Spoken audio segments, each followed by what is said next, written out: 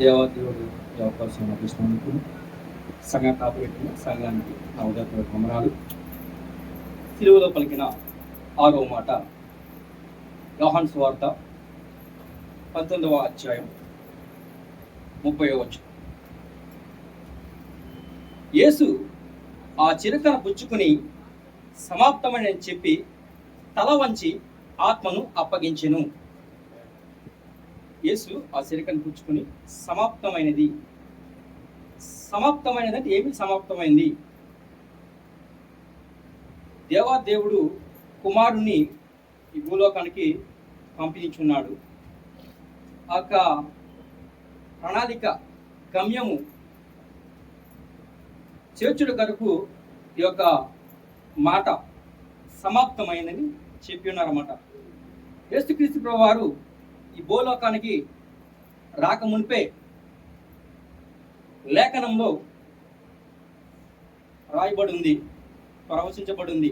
ఆయన ఏ రీతిగా ఈ లోకానికి వస్తారు, ఏ రీతిగా ఈ లోకంలో నా పాపాల కొరకు శ్రమలు అనుభవిస్తారు అనే విషయంలో ముందుగానే లేఖనంలో లిఖించబడింది. ఆయనకు పుట్టుక స్త్రీ సంతానం. మొదటిగా ఆదికాండము 3వ అధ్యాయం 15వ వచనంలో ఆయన స్త్రీ నుండి వస్తాడని లేఖనము రాయబడి ఉందన్నమాట. స్త్రీ సంతానం. ఆదికాండము 3వ అధ్యాయం 15వ వచనం. నీకును స్త్రీకిని స్త్రీ సంతానము. అదే విషయము గలతీయులకు రాసిన పత్రిక 4వ అధ్యాయము 4వ వచనం. ఆయన పుట్టుక గురించి కూడా మనం తెలుసుకుందాము. గలతీయులకు రాసిన పత్రిక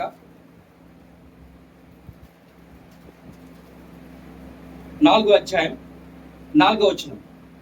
అయితే కాలము పరిపూర్ణమైనప్పుడు దేవుడు తన కుమారుని పంపెను. ఆయన స్త్రీ యందు పుట్టి. కాలం వచ్చినప్పుడు ఆయన కుమారుణ్ణి భూమి మీదకి పంపిస్తానని దేవుడు ముందే చెప్పినాడు. అది కూడా స్త్రీ సంతానం.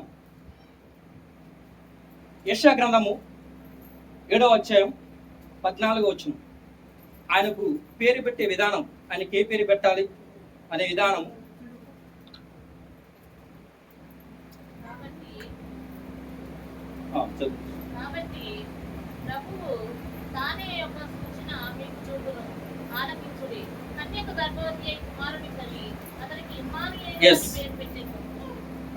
కాలము వచ్చినప్పుడు కన్యకు గర్భవతి కుమారుని కన్యకు.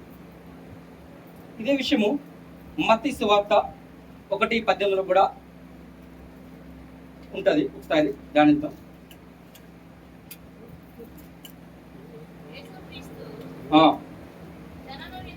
ఎట్లనగా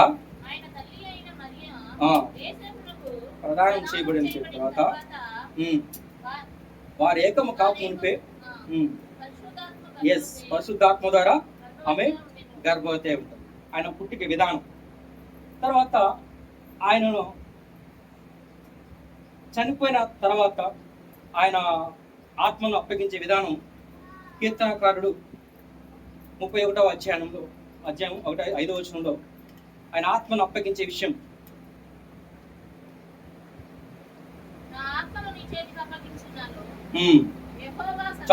నా ఆత్మను, ఆయన ఆత్మను అప్పగించే విధానం ముందుగానే లేఖనములో పొందుపరచుందిబట.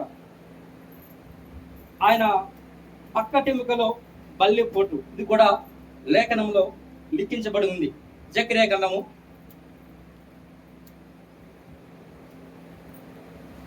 12వ అధ్యాయం 10వ వచనం.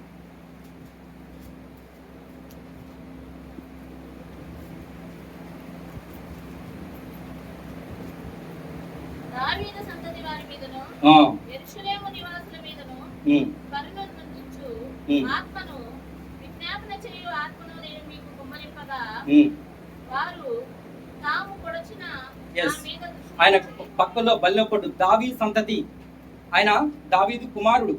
ఆయన పక్కటెముకలో పడటం కూడా లేఖనములో లిఖించబడి ఉంది. ఆ తర్వాత ఆయన సిలువలో ఉండగా ఆయన ఎముకలలో ఒక్క ఎముకైనను విరవబడదని కీర్తనకారుడు 34వ అధ్యాయం 20 వచనంలో, కీర్తన గ్రంథము 34వ అధ్యాయం 20 వచనం. ఒక్కటైనను విరవదు, ఆయన ఎముకల్లో ఒక్కటైనను విరవదు. అప్పటి కాలంలో సిలువ వేసినప్పుడు పొద్దుగీకినాక సాయంకాల సమయంలో ఇంకా చనిపోకపోతే అప్పుడు అన్న భటులు పెద్ద సుత్తుతో ఆయన దగ్గరలో ఉన్న కాళ్ళను తొడల మీద కొట్టి చంపేవారు అన్నమాట. యేసుక్రీస్తు వారు వారి దేహంలో ఒక్క ఎముకైనను విరవబడలేదు. ఆయన చనిపోయిన తర్వాత ఆయన సమాధి ఎక్కడ ఉంచాలి అనే విషయం కూడా లేఖనంలో లెక్కించబడి ఉంది. యెషయా గ్రంథము 53వ అధ్యాయము 9వ వచనం.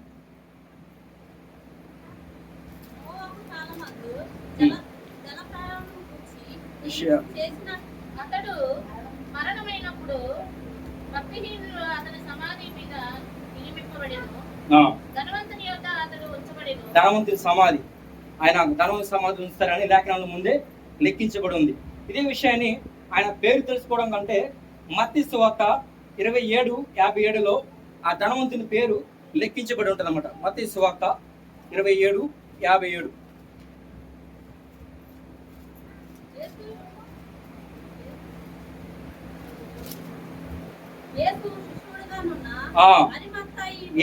అరిమత్తయపు యేసు అని అతని ధనవంతుడు అన్నమాట.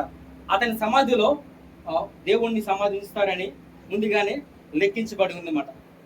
ఆ తర్వాత యేసుక్రీస్తు వారు ఈ భూమి మీద ఏ యొక్క అద్భుత కార్యాలు చేస్తారు, ఎట్లా స్వస్థతలు ఇస్తారు అనే విషయం కూడా యెషయా గ్రంథంలో లెక్కించబడి ఉంది. యెషయా 35వ అధ్యాయము, యెషయా గ్రంథము 35వ అధ్యాయం 5-6 వచనాల్లో ఆయన స్వస్థతల గురించి, ఆయన భూమి మీద ఏ రీతిగా స్వస్థతలు ఇస్తారు, ప్రజలు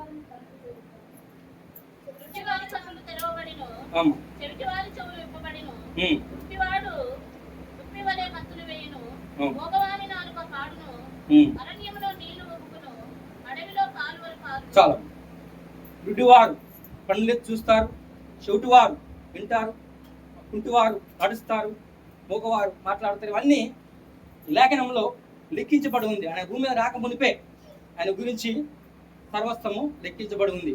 ఆ రీతిగా ఆయన మట్లాది వారము గాడిద మీద ఊరేగింపు కూడా జకర్యా 9:9 పోయిన వారం మనం చదువుకున్నాము. ఆయన ఏ రీతిగా గాడిద మీద ఊరేగిస్తారనే విషయం కూడా మనం చదువుకున్నాం. ఇవన్నీ లేఖనం నెరవేర్పు వరకు తండ్రి చిత్తాన్ని నెరవేర్చడానికే దేవుడు ఈ లోకానికి వచ్చి ఉన్నాడు. ఈ లోకంలో యేసుక్రీస్తు వారు వచ్చినాక మనము ఆయనను శ్రమల పాలు చేసాం. మొదటిగా మనుషులమైన మనము, రెండవదిగా సాతానుడు, మూడవదిగా తండ్రి అయిన దేవుడు. మనుషులుగా మనము ఆయన ఎంతగానో నిందించాం, సిలువకు అప్పజెప్పాం, ఎంతగానో వ్యాధులకి గురి చేసాం. రెండవది సాతానుడు ఆయనను కావాల్సి రావడం రొట్టిగా చేసుకొని ఎంతగానో శోధించారన్నమాట. మూడవది తండ్రి అప్పుడు ఈ సిలువకు అప్పగించక ముందు, తండ్రి నీ చిత్తం అయితే ఈ గిన్నెను నా నుంచి తొలగించమని దేవుడు అడుగుతాడు. దేవుడికి ఇష్టమే, ఎందుకంటే నిన్ను నన్ను దేవుడు ఎంతగానో ప్రేమించాడు కాబట్టి ఆయన కుమారుణ్ణి ఆ రీతిగా శ్రమలు చేయడానికి దేవుడికి ఇష్టమైంది. ఆ రీతిగా దేవుడు చిన్నటి నుండే దేవుని యొక్క పరిచయలో యేసుక్రీస్తు వారు ఉన్నారన్నమాట. ఆ బాల్యం నుండి, అది కీర్తన గ్రంథము 88వ అధ్యాయం 15వ వచనంలో బాల్యము నుండి దేవుడు వాక్య పరిచయం చేయడం మనం తెలుసుకోవచ్చు.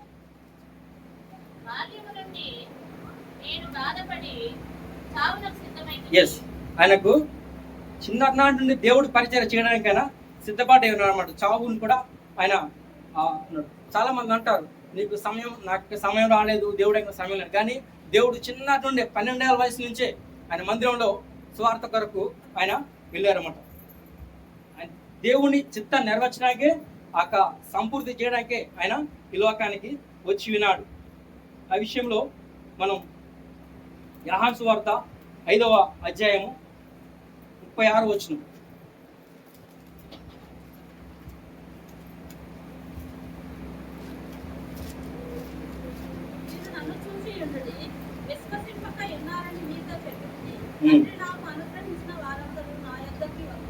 నా యొద్దకు వచ్చువానిని నేను ఎంత మాత్రమును బయటికి త్రోసివేయను.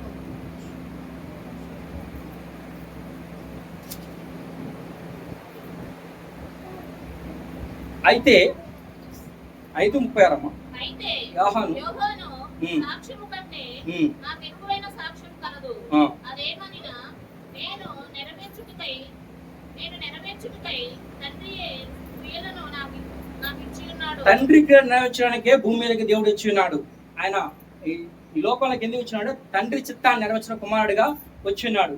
ఆయనకంటూ లోకంలో ఏమీ సంపాదించుకోలేదు. ఆయన భూమి మీద ఉండగా ఆయన పుట్టుక ఉన్న పశువుల పాక ఆయనది కాదు.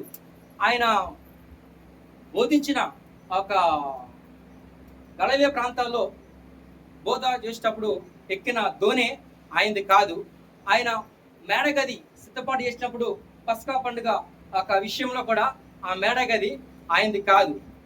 ఆయన చనిపోయిన తర్వాత పెట్టిన సమాధి కూడా ఆయనది కాదు. ఆయన తండ్రి చిత్తాన్ని నెరవేర్చడానికి వచ్చాడు భూమి మీద.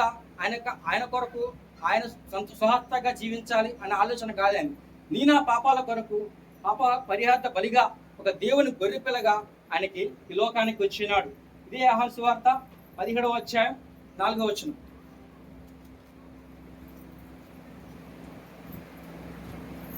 చేయుటకు నాకు ఇచ్చిన పని సంపూర్ణంగా నెరవేర్చి భూమి మీద నిన్ను మహింపరిచితిని. తండ్రి కుమారుడికి ఇచ్చిన పని సంపూర్ణంగా నెరవేర్చి తండ్రిని కుమారుడు మహింపరుస్తున్నాడు. ఆ రీతిగా అపోస్తుల కార్యము 2వ అధ్యాయం 23వ వచనం.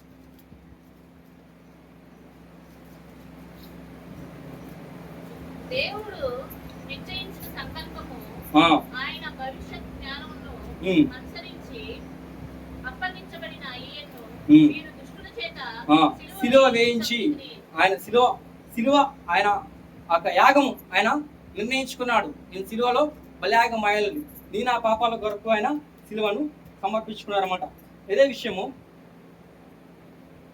అపోస్తుల కార్యము 4వ అధ్యాయము 27-28 కూడా ఈ రీతిగా ఉంటుంది.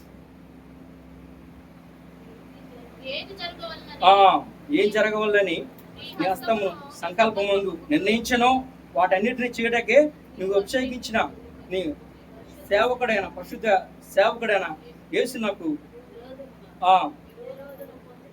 ఏదైతే దేవుడు నిర్ణయించాడో ఆ సంకల్పం చేయడానికే దేవుడు ఈ లోకానికి వచ్చి ఉన్నాడు. ఈ యొక్క శిలువ యాగము ముందుగానే ఆయన తనకి ఇష్టము కాబట్టి, తండ్రికి ఇష్టమే కుమారునికి ఇష్టమే, ఇష్టానుసారంగా తనకిష్టం వచ్చినట్టే తండ్రి ఇష్ట ప్రకారమే జీవిస్తున్నానని చెప్పి యోబు రాసిన పత్రిక యోబు గ్రంథము 23:13.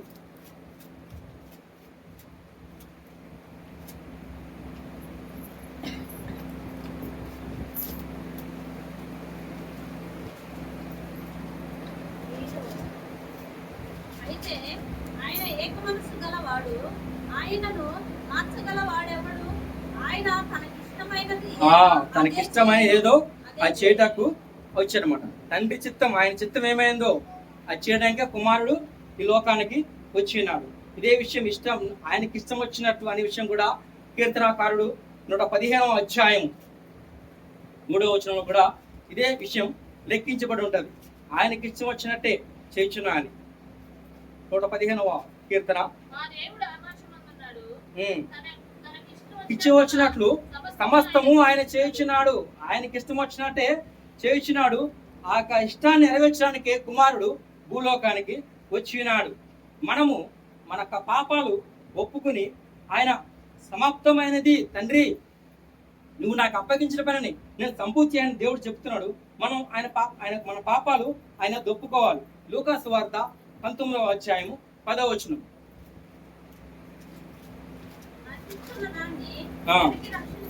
నశించదాన్ని అవును నశించడాన్ని నిర్దేశించడానికే ఈ లోకాన్ని నువ్వు నేను నశించిపోయి ఉన్నాం భూమి మీద. మనం రక్షించడానికే మనిషి కుమారుడని వచ్చానని అతనితో చెప్పాను. ఆయన మన పాపంలో అంధకారంలో ఎంతగానో వేదంలో శోధనలో ఉండగా దేవుడు నిన్ను నన్ను నశించిపోతున్న మనల్ని రక్షించడానికే ఆయన ఈ భూలోకానికి వచ్చి ఉన్నాడు. ఇదే విషయము మొదటి తిమోతి పత్రిక 1వ అధ్యాయం 15వ వచనం కూడా సేమ్ మనల్ని రక్షించిన కొరకు ఆయన ఏ రీతికి వచ్చి ఉన్నాడు అనేది మనం ధ్యానించుకుందాం. 1 తిమోతి 1వ అధ్యాయం 15వ వచనం. పాపులను రక్షించాకే ఆయన ఈ లోకానికి వచ్చి ఉన్నాడు. మనము మన పాపాలు విడిచిపెట్టి ఆయనలో ఎదగాలన్నమాట. మన దోషాల కొరకు మన పాపాలకు మనము అనుభవించిన శిక్షను ఆయన శిలువలో అనుభవించారన్నమాట. రోమా రాసిన పత్రిక 6వ అధ్యాయం 23వ వచనం. రోమా రాసిన పత్రిక 6వ అధ్యాయం ఎలయనగా పాపము వలన వచ్చు జీతము మరణము, అయితే దేవుని కృపవరము మన ప్రభువైన యేసుక్రీస్తునందు నిత్య జీవము. ఎలయనగా పాపం వల్ల వచ్చి జీతము మరణము, అయితే దేవుని కృప వల్లనే మన ప్రభువైన యేసుక్రీస్తు మనకి నిత్య జీవం ఇస్తున్నారన్నమాట. మనం ఎంతగానో పాపంలో ఉన్నాము, అంధకారంలో ఉన్నాం. మనల్ని రక్షించడం కొరకే ఆయన ఈ యొక్క శిలువ యాగములో ఆయన సాతానుని అనగదొక్కి ఆయన సమాప్తమైంది అని బిగ్గరగా చెప్పగలిగాడు. తండ్రి నువ్వు నాకు అప్పగించిన పని నేను సంపూర్తి చేశానని చెప్పగలుగుతున్నాడు. ఇదే రోమా రాసిన పత్రిక 8వ అధ్యాయం 34వ వచనంలో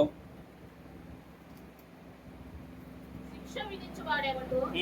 చనిపోయిన క్రీస్తు యేసే. అవును. అంతేకాదు మృతుల్లో నుండి లేచిన వాడును దేవుని 3:4 మన శరీరం కదా అనుసరించడం.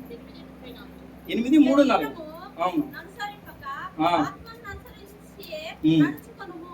మన యందు ధర్మశాస్త్రము సంబంధమైన నీతి విధి నెరవేర్చబడును. ఇంకా చదవం. పాప పరిహారార్థ నిమిత్తము దేవుడు తన సొంత కుమారుని పాప శరీరముతో పంపి ఆయన శరీరమందు పాపమును శిక్ష విధించెను. అవును. మనము మన శరీరంతో పాపాలు చేసి మనము అనుభవించే శిక్షను దేవుడు మన కొరకు ఆ శిలువలో సాతానుని అనగదొక్కి ఆయన సమాప్తమని చెప్పి మనకు విముక్తిని కలగజేశారన్నమాట. మనము మన పాపాలు ఒప్పుకోవాలి, నీతిని అనుసరించి జీవించాలి. ఇదే విషయంలో యాకోబు రాసిన పత్రిక 4వ అధ్యాయము 7వ వచనం.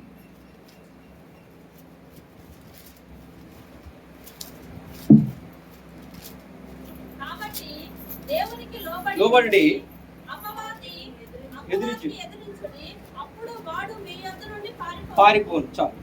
కాబట్టి దేవునికి లోబడాలి. మనము మన కొరకు ఆయన శిలువలో బలియాగమై ఉన్నారు. మనం ఆయనకు లోబడి అపవాదిని ఎదిరిస్తే సాతానుడు మన నుంచి పారిపోతాడు. ఈ యొక్క సమాప్తమైనది దానికి అర్థం ఏంటంటే తండ్రి కుమారుడికి ఇచ్చిన పని సంపూర్తి భూమి మీద చేసి ఉన్నాడు. మనము అనుభవించిన శిక్షను దేవుడు ఒక వరకు తేబడిన గొర్రె పిల్లగా ఆయన అనుభవించాడు. అపవాదిని అనగదొక్కాడు. అపవాది అనుకున్నాడు ఆయన సిలువేస్తాము, ఆయన ఇంకా చనిపోయాడు, ఇక భూలోకం మొత్తం నేను స్వాధీనం పరచుకోవచ్చు అనుకున్నాడు. కానీ దేవుడు అపవాదిని అనగదొక్కి సమాప్తమైంది. తండ్రి దేవా, నువ్వు నాకు ఇచ్చిన పని ప్రతి ఒక్కరిని రక్షించడానికి నేను ఒక బలి పశువుగా ఈ రక్తాన్ని చిందించి క్రయధనం చెల్లిస్తున్నానని చెప్పంగానే సాతానుడు గడగడ వణికిపోయాడు. అప్పుడు అంటాడు కదా దేవుడు, మరణమా నీ విజయం ఎక్కడా అంటాడు దేవుడు. సాతానుడు వణికిపోయాడు అన్నమాట. మనము గ్రహించాలి, మనం మన పాపాలు ఒప్పుకుని దేవుని అప్పుడు. కాబట్టి దేవునికి లోబడితే అప్పుడు సాతానుడు మన నుండి దూరంగా పారిపోతాడు. దేవుడు వాక్యము దీవించిన గాక. ఆమేన్. దేవుని స్తోత్రం. హల్లెలూయా. హల్లెలూయా.